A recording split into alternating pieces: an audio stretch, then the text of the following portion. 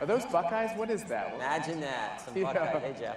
How are you? So I think We're on a pretty good show, by the way. Okay. The whole thing is amazing. It's okay? Yeah, it's pretty We've good. come a long way, Pretty baby, haven't we? I've been to a lot of them, and they're all good, but this is really good. Come on, let him have it. Do you love the guy? Come on.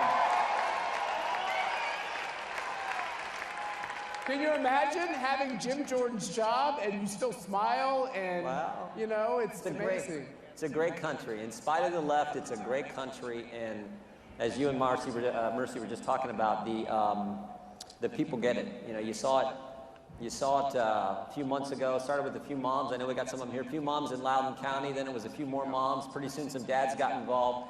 And the next thing you know, Glenn Youngkin's governor of a blue state. And then never forget, 2 weeks after that, you had a few weeks after that, you had 12 jurors in a courtroom in Kenosha with the mob outside, Right. who did the right thing, followed the facts, followed the truth, followed due process, and I think it's building. It's, you know, north of our border, it's truckers and standing for freedom, and you can feel it happening in our great country. You can. I have to admit, since the last election, I had some times when I thought, you know, maybe America will be ended. Maybe it's coming home to a bad conclusion. And I felt pessimistic at times. It's funny, after that Kenosha result, after what happened in Virginia, I mean, think about this. It's tough to be a politician. Can you imagine being a politician in San Francisco and being too radical for the school board? Yep, exactly. I mean, that's kind of insane. That's a tough badge to have. How do you feel? Do you feel like we're going to turn this thing around? I do. Someone said this, I think it's accurate. There's potential this year for a kind of a total realignment of the parties.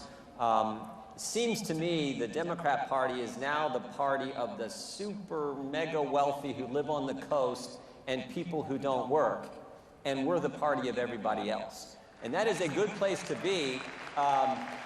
And that phenomena really started with President Trump fighting for middle-class, working-class people and putting America first and making America great again and just standing up for the people who actually make the country work. And so I think you're seeing that kind of realignment.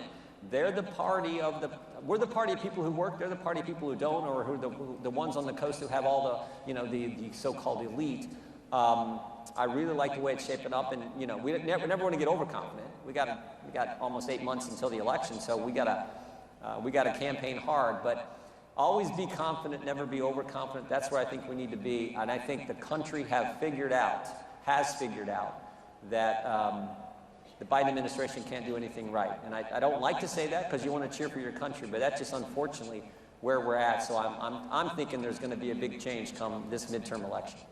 I always, as the news media, or at least most of it, the bad part of it, tells us that things have gotten back to normal in Washington and the country's in this, better place because we've all unified. I don't know if you know this, Jim. We're unified now. Has this really work around the clock commander-in-chief? Has he called you recently to ask you about? But that doesn't happen? No, I have not talked to President Biden, but I was there a little over a year ago on Inauguration Day, and I heard this speech like the whole country did, where he talked about unifying the country, and frankly, that would be helpful. We are too divisive as a nation in many ways, but he talked about that at his speech, and then literally a few hours later went to the Oval Office and signed 20 executive orders that divided the country.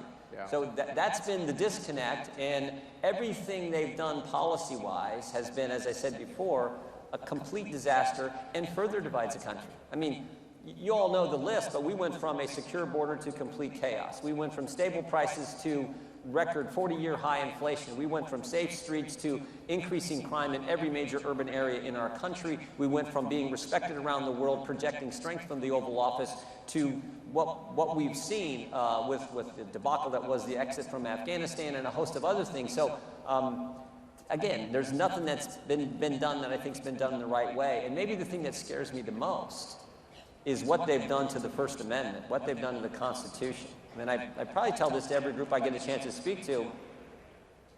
Every right we enjoy under the First Amendment has been assaulted.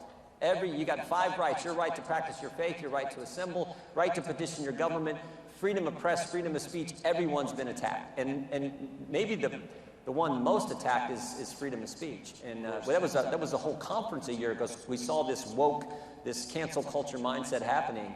But if you can't talk, if you can't speak, none of your other rights mean anything. If you can't talk, you can't practice your faith. You can't share your faith. You don't have freedom of the press. You can't petition your government if you're not allowed to speak, and that's what the left goes after. That's why it's so dangerous and why we have to win. You know, there's a big group of people that are not allowed to speak. They don't get the chance to speak, and that's the unborn child. And we see the Supreme Court has taken up this Dobbs case. You're a strong advocate for the rights of the unborn. Do you think the Supreme Court will turn this question of regulating abortion back to the states and do the constitutional thing? And do you think the country can handle that when that happens? Yeah, we're Americans. We can handle anything, and that's the right thing to do. Look, the sanctity of life is just that. I mean, it's sacred, and it needs to be protected. We all understand that. I'm hopeful the Supreme Court's going to do the right thing. I think they are. And, you know, Why do you think they are? Well, because of Gorsuch and Kavanaugh and Coney Barrett, 3 amazing justices that President Trump put on the court, just like he said he was going to do when he ran for the job and we elected him. So I do think we'll get the right decision there, but we'll see. Now, if and when we get the right decision, just be ready for it. The Democrats are literally then going to go full tilt, I think, on trying to pack the court. And we'll have to deal with that. They've introduced the legislation. They've had this commission. We'll see how that plays out. But I'm hopeful that the United States Supreme Court will uphold and protect life and reach the right decision in that case. So we have this whole question of packing the court, breaking all these democratic norms that are coming from this new Marxist Democratic Party, embracing the softer term socialism. I don't know if you saw in our merch store, we say socialism is just communism for slow learners. It's kind of all in the same spectrum. You should get the shirt, buddy. It's all in the same spectrum. I think one of the things that the people here that I keep hearing from that they're the most concerned about is they keep giving the Republican Party power, and this is not aimed at you, although you've been there a while and you're going to get some real seniority if we get this majority back, and you'll make a difference. But if we give the Republican Party back power, do they finally get the fact that we got to push for all these things we care about? Yeah, no, we have to. Yeah, if we win, I mean, the way I see it, if we win, and Lord willing, I think we're going to, if we win, we got to pass key legislation that shows the country what we're for. Like, we need to pass. We should not in any way be funding gain-of-function research. We shouldn't. That's got to be one of the bills we pass.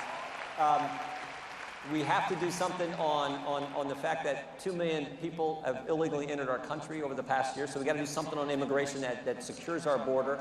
And then we also have to pass something on the attack from big tech, the censorship and attack on conservatives from big tech, namely the Section 230, taking away the liability protection. But remember, Joe Biden will still be president. So those pieces of legislation aren't going to become law, but we should pass them anyway, show the country what we're for, and begin to frame up the 2024 race when I believe President Trump is going to run again. And do you have any inside knowledge? No. There's a guy speaking tonight who may have some inside knowledge. Yeah. You never know. But I think he is. I want him to, and I think if he runs, he's going to win. And then whoever the Democrats put up. But you help frame up the 2024 race. And then in addition to that, we need to do the investigation. Part of our constitutional duty is oversight. We need to do the investigations, not because we're the legislative branch. We can't prosecute or indict anyone, but for the simple fact the American people, all of you, the whole country, deserves the truth. We need to know for certain, did Dr. Fauci know 2 years ago that this virus came from a lab? Did he know that? I think he did. So we need to know that. We need to know why the Biden administration, it seems to me, has taken the intentional position of not having a border. There's no other way to interpret this. It's deliberate. It's intentional. They're just letting folks come in. And kids are dying. Yeah, and bad things are happening to young people and to women, and it's just wrong. And we need to know, particularly if on the Judiciary Committee, the oversight we're going to have to do, why the Department of Justice had sent out this email to FBI agents saying, put this designation, this threat tag label on parents. I would love to ask Merrick Garland a simple question. What's the number?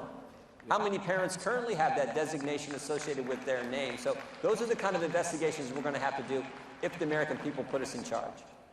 So everything they say is a conspiracy theory eventually turns out to be true. He was spied on. Sure was. How long, you think? Well, certainly since, remember all the things that happened in 2016, that they first take the dossier, which they know is false, they take it to the court. When they go to the court, they lie about information. Kleinsmith, Mr. Kleinsmith, was indicted for it. Then they have this individual that, under the alias Azra Turk. When you have someone go bump into George Papadopoulos in Europe using an alias, that's called spying, right? So we know all that happened, and now we find out from the latest Durham filing that it goes right to the Clinton campaign. And looks like it happened while he was candidate, looks like it happened while he was president-elect, and looks like it happened while he was actually, while President Trump was actually president of the United States, and that's not supposed to happen. Did you hear what they were saying? I know you're a polite man. That's what I heard. I think the biggest concern is two systems of justice. Yep. If you are participate in the violence and the riots of Black Lives Matter, leading politicians not only won't condemn you, they'll spring you out of the joint and you're back on the street the next day. If you do these terrible things in terms of using your power and government power to spy on your political opponents, it seems to either get whitewashed or just take forever for anybody to be held accountable. And then when someone is held accountable, it's almost like that's taken care of and expunged. They get back their pension and everything else. Can this finally stop and there's one system of justice no matter who you vote for president? Let's hope so. It's supposed to work that way in this great country. I think if President Trump runs and wins, which again I think he's going to, if he does that, you put the right person in charge at the Justice Department, and you do hold people accountable, and you do the investigations you're supposed to do. That's the only way it works. Now, we don't know. We know John Durham, by all appearances, is being thorough, being deliberate, and going after the truth and the facts. So we'll see where all this shakes out. The scariest thing I took away from what he filed 2 weeks ago was some of the language he used. He said it was designed to create an inference and a narrative about President Trump and this false accusation that he was somehow colluding with Russia, which we know wasn't true. But think of that terminology, inference and create a narrative. That's what we used to call framing somebody. Yeah. Trying to frame a presidential candidate, a president-elect, and potentially even the president of the United States. That is really scary stuff for our country and just underscores this assault on liberty we have seen and the weaponization of government we have seen the left use to go after their political opponents. It's as wrong as it can be, and people who do it should, in fact, be. And now